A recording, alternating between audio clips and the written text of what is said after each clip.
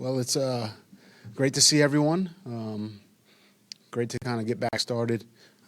Obviously, we're 2 days in with the players. Just met with them collectively as a group for the first time about an hour or a couple hours ago now. But very excited to see everyone. Actually, before I get started there, yesterday was, I'd like to say happy birthday to my son Maxwell. He turned 10 years old yesterday. Max, happy birthday. I love you.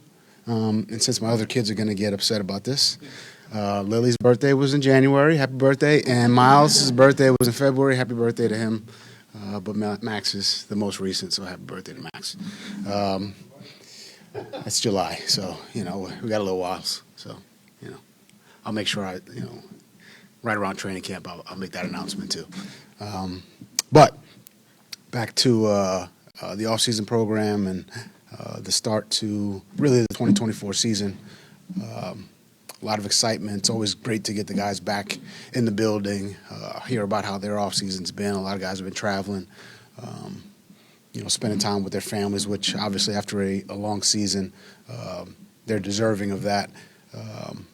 And just trying to catch up with our players, but also talk to them about the plan that we have in place for each one of them.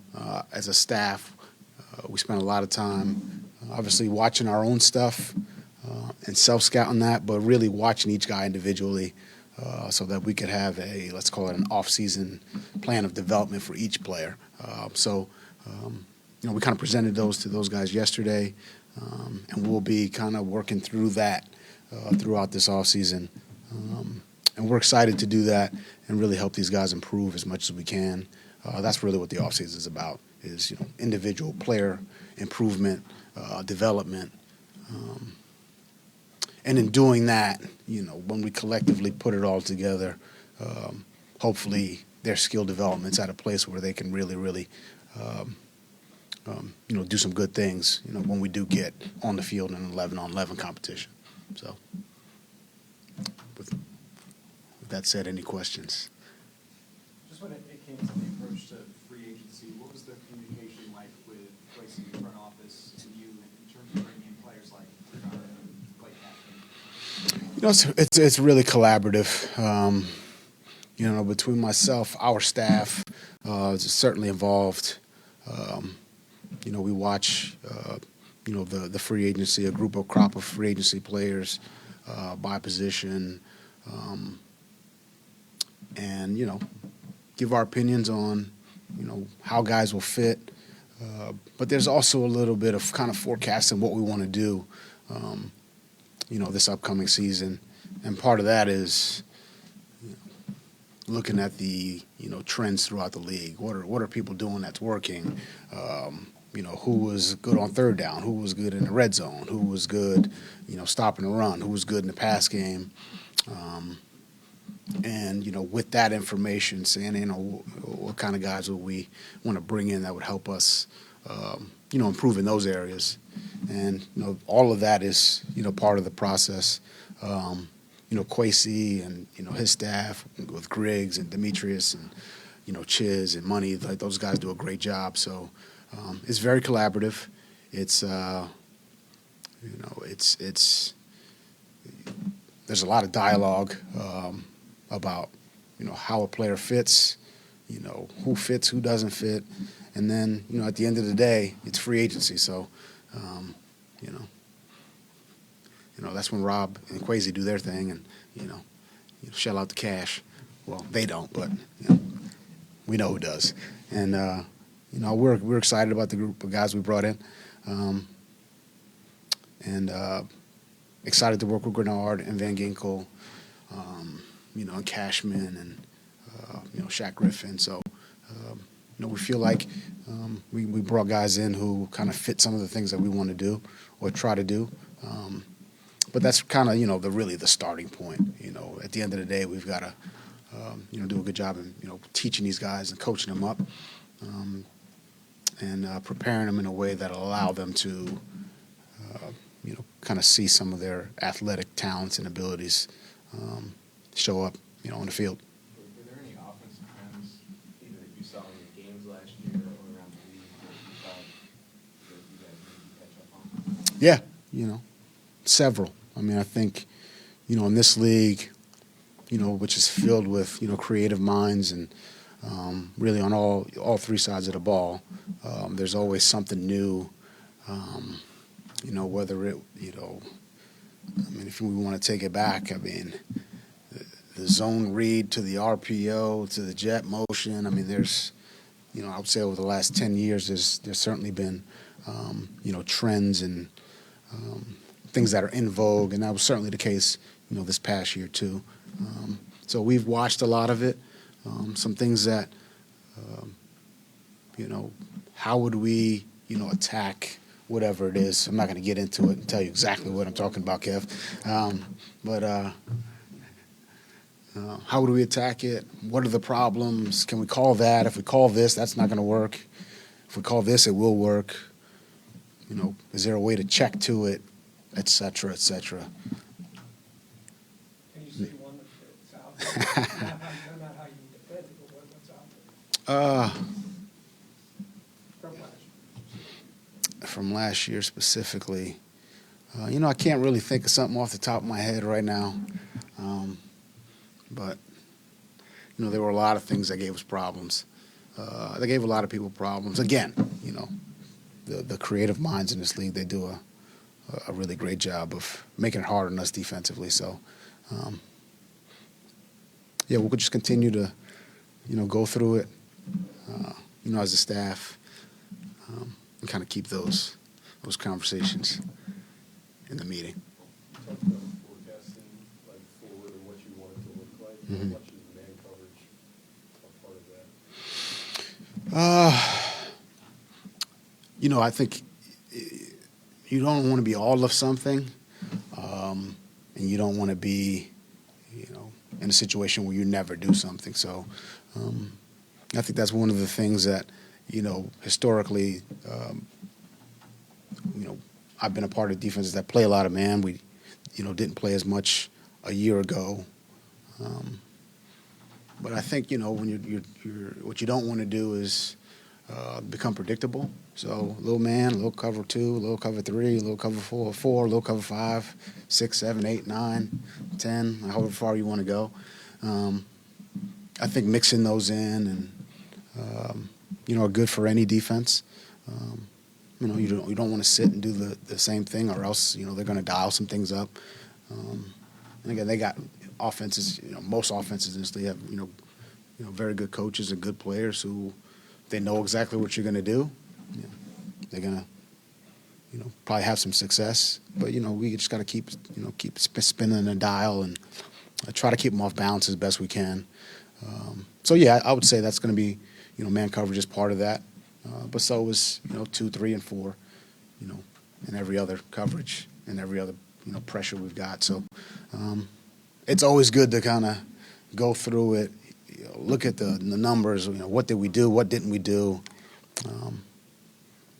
What can we add to give us a little bit more variety, and just again try to make it hard for the offense.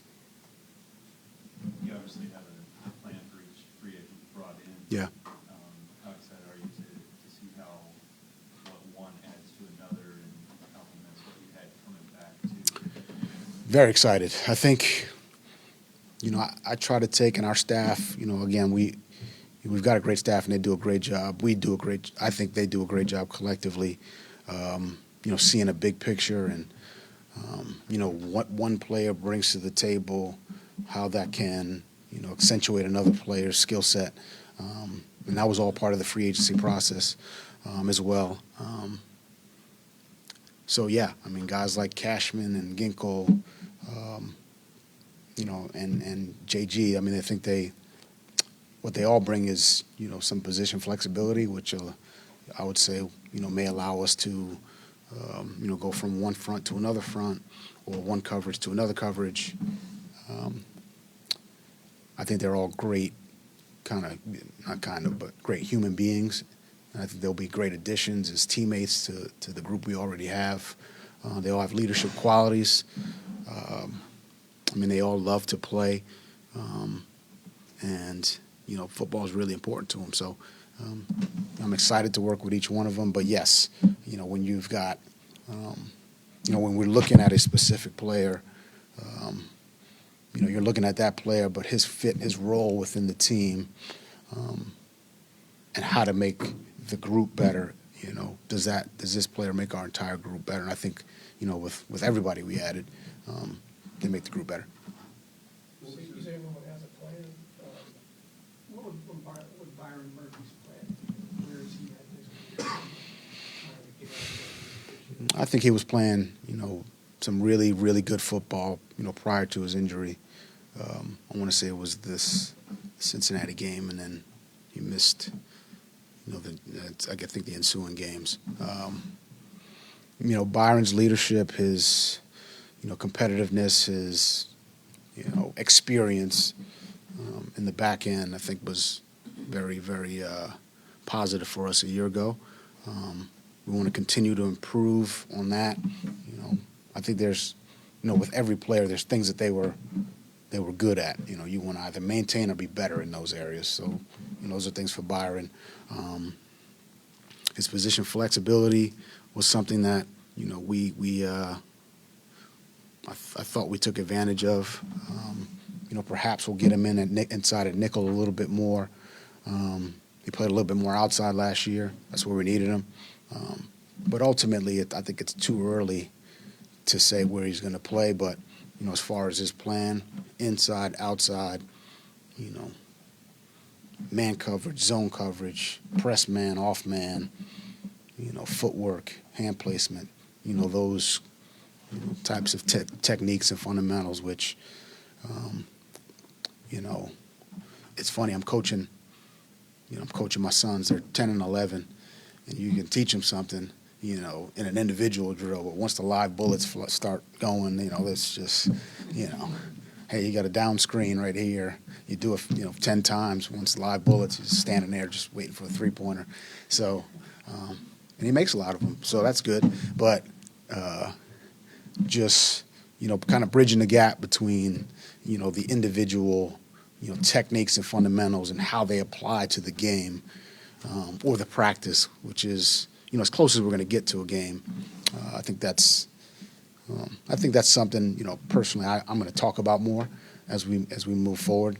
And I know I kind of got off on a tangent as I'm talking about Murph, but some of those things in individuals, that we practice, we need to see them, and really it's Byron and it's really everyone else, see them, in practice, and then, I expect we'd see him in the game as well. We didn't have a chance to talk to you since the beginning of the season. Did you have the opportunities to interview with all the assistant coaches? I did not.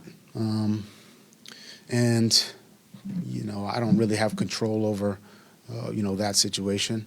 I will say I'm, very happy where I am.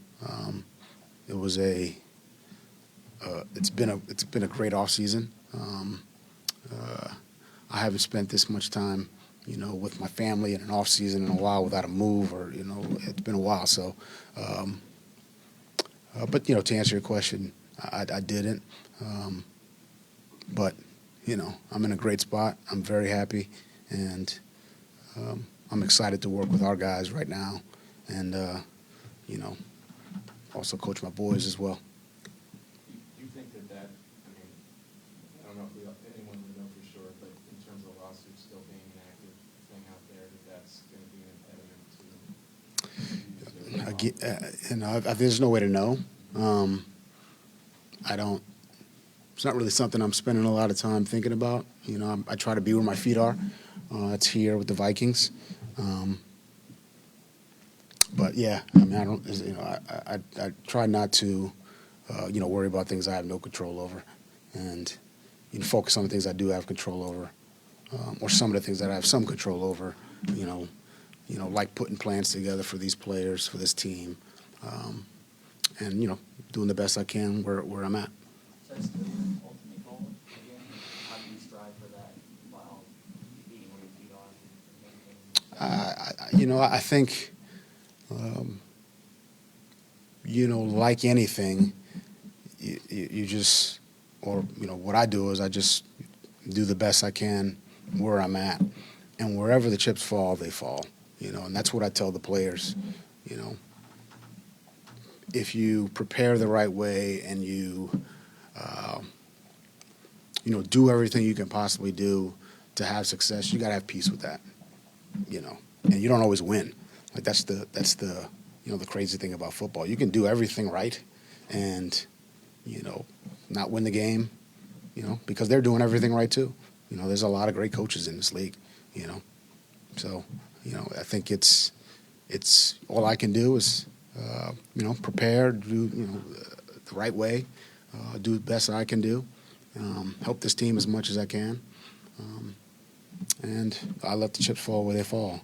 But I'm also not the type to kind of make it about me. I kind of feel uncomfortable right now talking about myself. It's a team game, and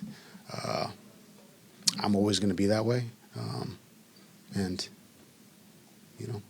I'm excited to be here. That's for sure. With Byron back and picking up an experienced veteran in free agency, are you set at corner now, or are you still thinking? You can never have enough corners. So, again, it's a passing league. There's a lot of great receivers, so you can never have enough. I think every team feels that way. Between the amount of receivers they can put on the field, attrition, injuries.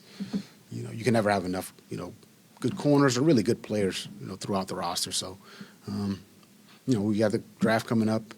There's a lot of excitement about that, and we'll see how that all shakes out. But I'm never going to say we have enough at any position. What are your thoughts on Caleb and We spent a lot of time watching, those two, and really everyone, but those two in particular. They did a lot of good things. You go back, you watch practice film, you watch some preseason stuff. There's a lot of good there. We just got to be more consistent with those techniques and fundamentals we were talking about earlier. So we've had conversations with both guys. I know DJ has, to start this offseason. It's going to be a big offseason for them and really everybody. And I think they'll be up for the challenge. What was the reaction of Harrison Smith bringing him back? Joy is the word I'll use. I love Harrison. He's been, a lot of fun to coach, a lot of fun to be around. His leadership, I don't know, people talk about his leadership all the time, but, for me, he's somebody that, we're having conversations about, the game plan, matchups, things of that nature. So, personally, he's somebody that, I was, ecstatic that he was back. And I know how much he helps our team, in ways that you really can't quantify. Just pure joy that he's back. Is it hard to come up with a plan for a player that's so well established and like the older guys? Is it more just a collaborative thing going into a season or something? No, I got plenty of things for Harrison. A lot of things he can improve on and get better. I mean, that's the game. I mean, there's always something. There's never been a perfect game. There's never been a perfect play. There's always something that can be corrected, and that's the beauty of football. Last couple. With Andrew Van Ginkel specifically, just the way that you used him in Miami and he's continued to be used, I guess how would you describe the uniqueness of someone who rushes the passer, drops back in coverage, lines up all over the field, and I guess why is he capable of doing all of those things? I think he's got very good football intelligence. He's got very good athletic ability to play on the ball, off the ball. But yeah, intelligence and just athletic ability. I think I would say those are the top two traits for him that allow him to be the versatile player that he is. And I think he's got potentially the potential to be a chess piece for us that we use possibly similar to like, Metellus. So we'll see how, it all shakes out. You never really know till we get on the field, and see how much, he can handle. But, my experience with him says that he can do a lot and handle a lot. And, we'll try to do as much as we can with him. Okay, when you see him, when you watch him stand up, Speed, physicality. He's another smart player who's, we're going to ask to do, multiple roles and move around a bit. So I think, there's it's fun to kind of, at this time of the year, it's April, we can do this with him. And, he can play this position, he can play that position, and we'll blitz him from this side and him from this side. And maybe they won't know, maybe they will. Then you go talk to the offense and say, would this be hard? I was in there with Coop this morning saying, hey, would this be hard if we line this guy up here, this guy up here? And, we'll keep that conversation in-house too. But, that's kind of the fun part. What's that? So that's the fun part for you? It is. It is. I mean, football chatter is, I very much so enjoy it, on every level, offense, defense, special teams, situations, personnel, free agency, draft, all of it. I mean, it's a lot of fun for me. And there's a lot more of that. There's a lot more time to just, have those conversations in the off season, which, that's a great part of the off season is you can collaborate with not just the defensive guys, but, it's easy to walk in there and talk to the Josh McGowan about quarterback play, or Coop about O-line play, or Ange about, anything offensive, or anything football related, or talk about the Mets, or talk about basketball, or talk about, we were at the Timberwolves game the other night. There's just a lot more time to just, spend time and build bonds and, build those relationships. So, Thanks, everyone. thank you guys.